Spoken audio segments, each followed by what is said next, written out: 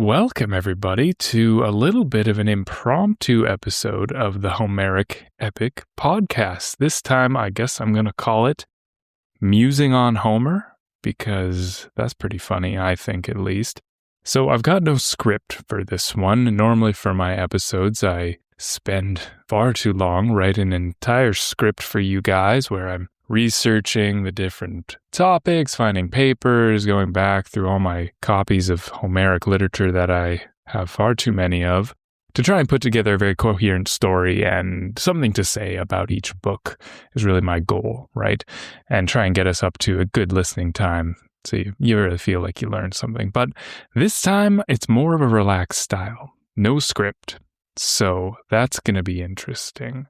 You have to let me know how you like this format, and we'll see how easy it is for me to make them. So my goal is just to answer questions people have from online and just ramble on at you guys like I normally would do to my friends at the pub after a few pints. But I'll just dive right in to answering James' question off of Substack. So after book 14 of the Iliad, he is saying it's, famous scene of Hera distracting Zeus. It's quite comical. I totally agree there. It's quite funny, I think. He points out that other scholars have mentioned that if you remove the entire seduction scene, the battle narrative actually flows quite smoothly. And if we think about what he means here is that Poseidon's on the beach, Hera from Mount Olympus kind of notices him, goes to distract Zeus, and then Poseidon gets to help and stuff like that.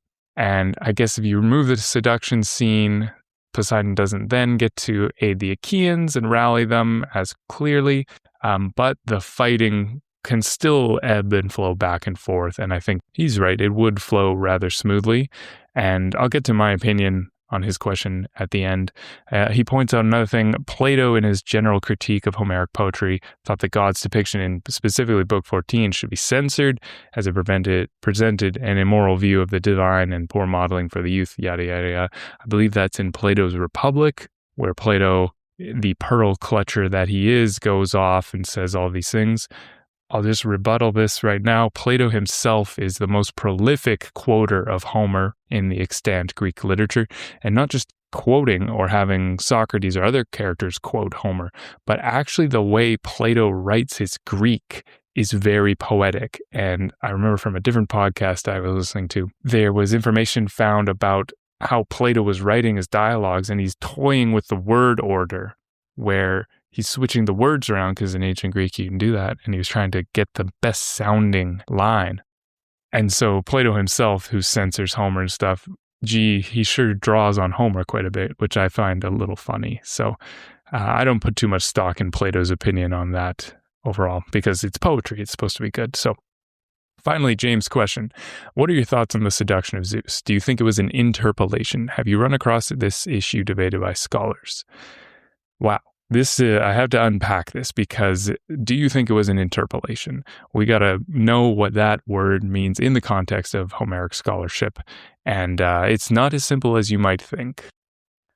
So interpolation in the Homeric sense comes from the traditions of the Alexandrian scholars. So the history of the Homeric epics is they started around sometime in 730 BC, around the time writing was introduced to ancient Greece. It pops up a couple times in ancient Athens when we hear about festivals by the tyrant Pisistratus, who said, we got to have a definitive edition of Homer. But we also have papyrus from early on around this time, and all the papyrus fragments, well, not all of them, but large majority of them disagree. There's plus lines where there's lines in between other fragments that don't exist, and then there's minus lines where they're missing lines and they don't agree with each other. For the whole, the events are roughly the same, but there's all these little differences and stuff like that. And so that was in classical Athens and the Hellenistic period. But in the 3rd and 2nd centuries BC in Alexandria, the scholars really got down to work, and they were trying to take all these different bits of Homer and edit them. And their goal was to get back to the true Homer. So they were working off of the assumption that Homer was a person that created the poems and was the originator of them. And then over time, the rhapsodes and bards that got to sing his poems and memorize them and did little ad-libs and changed a word here, changed a line here, that started to bleed into Homer and mask the true Homer. And so they had a list of criteria in ancient Alexandria of how they were going to edit this. This is mainly Xenodotus and Aristarchus. And we have manuscripts from the medieval period that have their notes in the margins saying, oh, Aristarchus thinks this line isn't Homeric, so he suggests removing it. Or he removes this for this reason, but he keeps this in here for that reason. And so their frame of thinking comes from an original Homer, and they're trying to get back to it. But if we fast forward, 1900 years to the work of Milman Parry and Albert Lord, they have shown us that actually there's much more evidence that it's the other way around. That there was many, many bards all producing poems of the Iliad and the Odyssey around the same time without the aid of any writing. There was no writing at all, right? So there was no author. Eventually, the poems became transcribed and written down, but we know from the papyrus fragments that there was lots of differences. There was lots of different versions floating around. And someone or some group took these different versions and compared them and brought them together into basically the form that we have today. And so notice how this theory by Milman Parry and Albert Lord is the opposite of the Alexandrian model, which assumes a starting Homer and then a diversion of the text that they need to edit. This assumes that there were hundreds and hundreds of versions all at the same time that then had to be trimmed down and brought together into a single version. And so what does this mean for interpolation? Well, interpolation only works if there's an authoritative base text that you can insert things into, right? It assumes that there's only one author. But the actuality is the Homeric poems are an amalgamation of probably thousands and thousands of bards in all their different retellings. So then interpolation becomes really murky, because what are you inserting into what? What episode are you inserting into the truth kind of thing? So I don't think interpolation is quite helpful way to think about it. In my research for this, I found a document that was very helpful. It was called The Recapturing a Homeric Legacy, and this comes out of the Center for Hellenic Studies in Boston, which is a great resource. There's a quote from Casey Dew, who's on Substack, and her Substack is fantastic as well. But it captures kind of this transition that I'm talking about, where there's lots of different versions that then were trimmed down. And so she says, quote, "In other words, the multiformity of the so-called wild texts of the oldest papyri is confirmed by the quotations, which present a similar picture of the Iliad and Odyssey in antiquity. To put it still another way, the further back in time we go, the more multiform, the more wild our text of Homer becomes. This is the exact opposite of what we should find for an author who composed in writing, where we would expect to see more uniformity in the textual witnesses the closer we came to the author's lifetime." So what it's saying is that the evidence that we have is the farther back in time we go, the broader the variation in the story becomes until it is transcribed, and then we have a single version. And this fits in extremely well with the Parry-Lord hypothesis on the oral poetic tradition. And so I struggle to say that anything could be an interpolation, because in this regard, they're all versions in the same storytelling universe that were then amalgamated together. And now that's not to say that it could be paralleling a different story, or the story of the seduction of Zeus is somewhere else in the mythical timeline, and one poet one time was like, hey, I'm going to adapt this and put it in and synthesize it into this version of tale. We just don't know, right?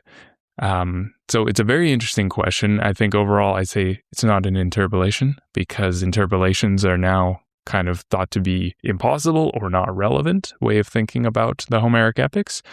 But I know lots of scholarship out there still has this sort of analyst Unitarian look at Homer that is very pervasive and stuff. But yeah, it's a great question by James. The next thing I wanted to talk about was something that's been on my mind regarding the Homeric epics for a few months now. I recently did a trip to Chile, and on this trip, we did a horseback tour. And I'd never ridden horses for any meaningful long amount of time. This was only a couple hours or so. but the guide saw that we were all pretty good, and she let us gallop. And so I got to gallop on a horse, and this was incredible. It was absolutely exhilarating. It was much like skiing, really, really fast. You get that kind of rush. And so I loved it. I loved it.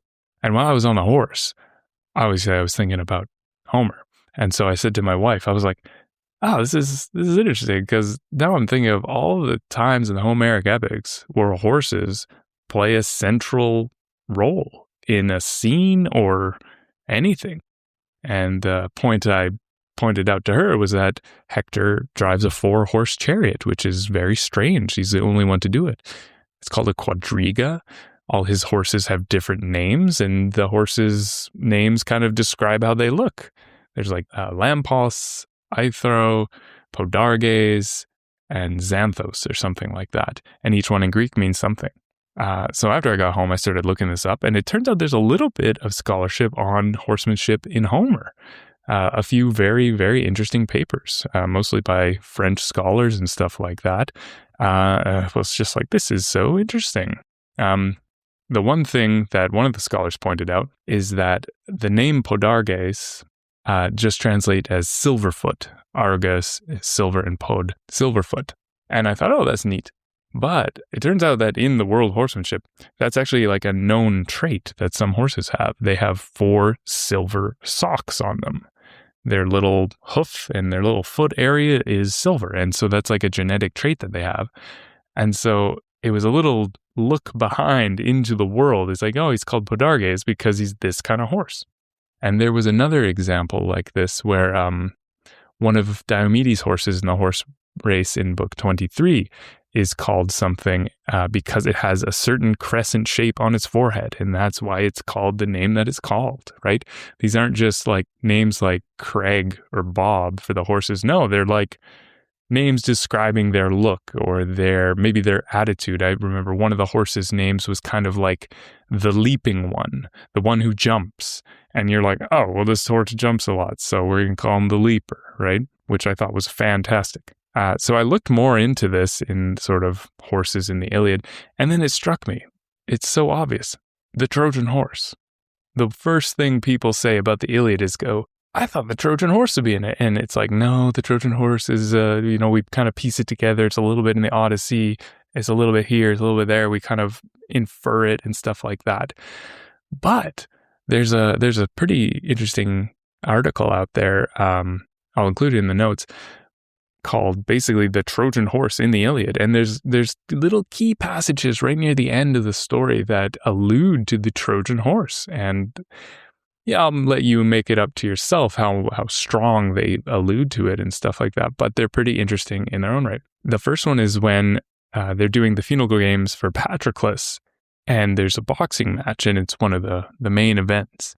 And so a hero named Epeos signs up for the boxing match. I can't remember off the top of my head his partner. But Epeos is famous because he's the one that actually builds the Trojan horse. Now, some sources disagree if Odysseus was given the idea from Athena, and then Epeos actually built the horse, like he, was a carpenter and could construct it. Or if Athena gave the idea to Epeos, and then he also built it. This is one of those things, we don't have a main text. We're going off of different summaries and different sources and stuff like that. But in any case, Epeos is definitely involved in the Trojan horse. So the fact that he goes up into a boxing match right at the end, when the Iliad is kind of coming to a close and there's many allusions to the fall of Troy through the death of Hector and wordplay and whatnot, and Epeos knocks out his unwary opponent, right? He kind of sneaks in there and just gives him an uppercut, and apparently the text is that the guy is knocked out cold, and it's great, and his comrades have to carry him off, and he's split in blood and whatnot. So I thought that was interesting. There's almost nothing in Homer that's accidental. Everything is intended in one way or another. That's something I definitely believe in. The next one is after the death of Hector, when Achilles ransoms the body. Priam commands his people to haul lumber into the city for the funeral pyre, and Achilles says, no, I'm going to restrain the army. There's no one that's going to attack you, which is very nice of Achilles. So Priam and his people don't have to fear an ambush. And ambush, I've talked about it in the episode for book 10, is a big thing. There's battle, one-on-one combat, the Aristea, but then there's also ambush, which tests the heroes in a different way. And it's compared 1-to-1 a lot of the time. And the Trojan horse is the ambush par excellence, where the heroes inside the horse have to be the most steely courage heroes that are possible. That's mentioned in the Odyssey, that's mentioned elsewhere. And it's a big ambush, right? They sneak in and open up the gates for everybody. The fact that Priam is, bringing wood into the city, not fearing an ambush, rings a little bit like the Trojan horse will eventually ring. The final one is that the poem's final word suggests Troy's inability to survive without Hector, tamer of horses. And now the final line of the Iliad goes, and such were the funeral rites for Hector, tamer of horses. And Hippodemoio is Hector's epithet throughout the Iliad, which means tamer of horses. And so you can think of it as a little bit of a wordplay. It's like, well, now that Troy doesn't have its horse tamer, the horse is going to take it down, kind of thing. So I really liked these little tidbits in there, because any audience that would have heard this story back in the day, or parts of this story back in the day, it's well understood that they would know it, right? That's one thing that Greek tragedy makes clear, is that everybody knew all these stories. They're making allusions and stuff like that. Like if somebody makes a Star Wars reference nowadays, like if you're anybody, you're expected to know this kind of stuff. So we can lean pretty heavily on the fact that they probably knew the rest of the Trojan War. They could look forward, they could look backwards in the events and understand references. And that's also a way to explain how interconnected the Iliad is as well. The last thing on the horses that I wanted to mention was how the original Trojan War was fought over horses. When I say original Trojan War, if you're familiar with Greek myth at all, in the time of Heracles, about a generation before this Trojan War, Heracles fought a giant monster in front of Troy to save the princess, and then Laomedon, the king of Troy at the time, said, "Oh, what do you want, Heracles, for saving my daughter?" And Heracles, "Oh, I want the famous horses of Troy." And basically, I forget exactly, but Laomedon tricked him, because he's a very tricky guy, and that's how Troy got so cursed. But Heracles didn't get the horses, so he goes back to Greece, he gets a fighting force, and they go and storm Troy. And they take it down very easily, because Heracles is the greatest hero. Heracles kills Laomedon and all his brothers except for one, and that guy is Priam, and that's how Priam became king. But it made me think that the city of Troy itself is just steeped in this horse culture. The horse-taming Trojans, all their allies have horses. There's the horses in Book 10 from Rhesus that Odysseus and Diomedes steal. They're supposed to be beautiful, tons and tons of things. And so I was just struck by how there's this aspect of their culture that we really don't have nowadays, because horse ownership is a lot less common than it used to be. So to have the importance of horses highlighted like this was really a cool and new way to look at the story that I hadn't seen before. And so I'm definitely going to be more aware of it. I forget where I read this, but it's quite obvious when you read the Iliad, but Homer, or the poet, has a very large soft spot for horses. There's lots of times where horses get the care, the extra love. People are sad about their horses getting hurt and that sort of thing. And you can think about it on the flip side. They're always trying to steal each other's horses. These are giant status symbols in the ancient world. And so you're always trying to secure your enemy's horses. So yeah, it was quite interesting. I'll pin those articles down there. It's a pretty cool read. And something just different to think about, different way to think about the story. Very neat. This is already droning on rather long. I didn't think I'd make it to 20 minutes, but I do have to edit it still. But the last thing I wanted to touch on was the Odyssey trailer. Christopher Nolan's Odyssey with a fat budget. The trailer dropped, I saw it in theaters, and let me tell you, I was very excited. Now, I know there's a lot of controversy online over the costuming, and I will admit the costuming seems a bit drab. People are suggesting that instead they should have gone with the Mycenaean Bronze Age armor, very bronze, corselet. They have a long skirt of interlocking rings and whatnot, helmets that look like this. And it's interesting that they're saying people are saying that this story, the Odyssey, takes place in the Bronze Age, and this is what warriors wore in the Bronze Age.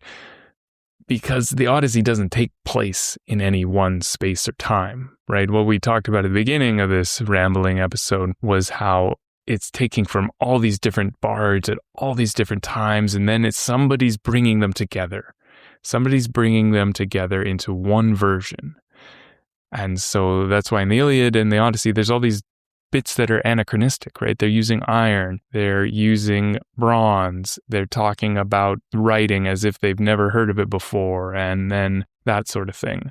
Oh yeah, they're talking about cities that are abandoned at the time of composition that they hadn't known about, and they're recorded in this poem, but nobody actually knows where it is, and archaeologists find it thousands of years later. So they're not the products of a single time or place. They're weirder than that.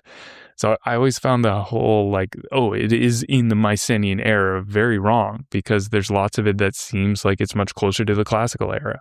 And this is just more aimed at the Iliad, right? When you think about the Odyssey, it's a poem of pure fantasy. There's giants that throw rocks and crush ships. There's tons of drugs. There's witches. People are getting turned into pigs. There's giant monsters that live in cliffs. Probably the most realistic one is they go into a Cyclops' house and he's upset. So to say that this is the Mycenaean era, it's like, oh, well then what clothes should the Cyclops be wearing? What is the traditional Cyclops clothes? It seemed like a rather pedantic point that people are upset about. I'll admit the costumes look very drab, right? They look a little low budget, I'll give them that. But I think if you wanted anyone to direct this completely murky, non-linear story where the guy is lying the whole time, well, maybe it should come from the mind of the guy who managed to write Inception and Interstellar and Tenet and all these, and Memento, all these stories that are told in such a weird, convoluted way. I am very optimistic about the film for that reason alone. I, hope I'm not proven wrong, but he seems like the best fit for the job. And so you can already tell that I will be seeing this on opening night, and I'll be very, very excited. Well, that's all I've got for today. Yeah, you'll have to let me know if you guys like this. Certainly different from what I normally do. Maybe it'll allow me to put out a little bit more stuff for you guys to listen to. And I think it'd be really fun to get some dialogue going back and forth. I find oftentimes when somebody just asks me an offhand question about the Iliad, I can go on and on and on about it. So I'm hoping to use that skill here and also vent a little bit of that away from my friends and family and towards people who are more in tune or more desiring of hearing it. So yeah, until next time.